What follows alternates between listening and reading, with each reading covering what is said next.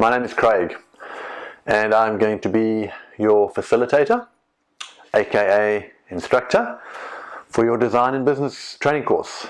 Now, you're going to go on a fairly intensive 5-day exercise, but hopefully not too theoretical, as it's a hands-on applied technique in which we take the discipline of design and we focus on how to use this as a tool internal to your business. You'll hear me talk about things like orders of design in some of the intro modules, but really just to summarize is that there are 4 orders of design. One is around making things look pretty, icons, signs, those types of things. So that's a person to symbol relationship. Then there's a person to object relationship, which is devices, phones,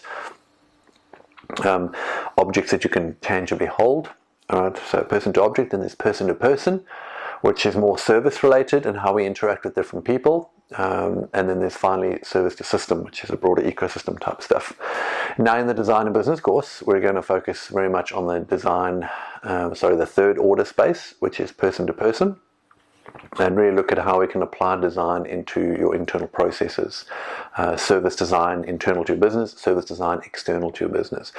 So really, yes, we will use it for innovation and ideation and those types of things, but that the discipline of design can also be used internal to business, and that's really where we find a little bit of the conflict coming in that there's a nice human-centered design team on one side and they're focusing on the customer and often the employee, but making those ideas tangible, it tends to be where a little bit of the hiccup comes in. So we've got this diversity of problems that exist. We've got an agile team that tends to operate really in its agile teams and focus on an agile release train, those types of things, but very seldomly making its way up into the portfolio and the value stream level. You then have the design discipline, which focuses on new ideas, products, concepts, testing and learning fast and prototyping those quickly. And then you have the architecture discipline, which aims to try and figure out, well, how can we take these things here and bolt them onto the agile stuff in a way that is coherent, cohesive, and help you achieve value for the business and valuable for your customer. So what we need to do is we need to wrap all 3 of these disciplines into one sort of coherent offering, which we call a business designer. And that's effectively what the design and business course is doing, is we're taking on a journey to become this business designer.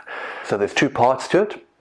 There is the design and business course, which will take you through a journey of applying design to creating new products and getting those products to market faster.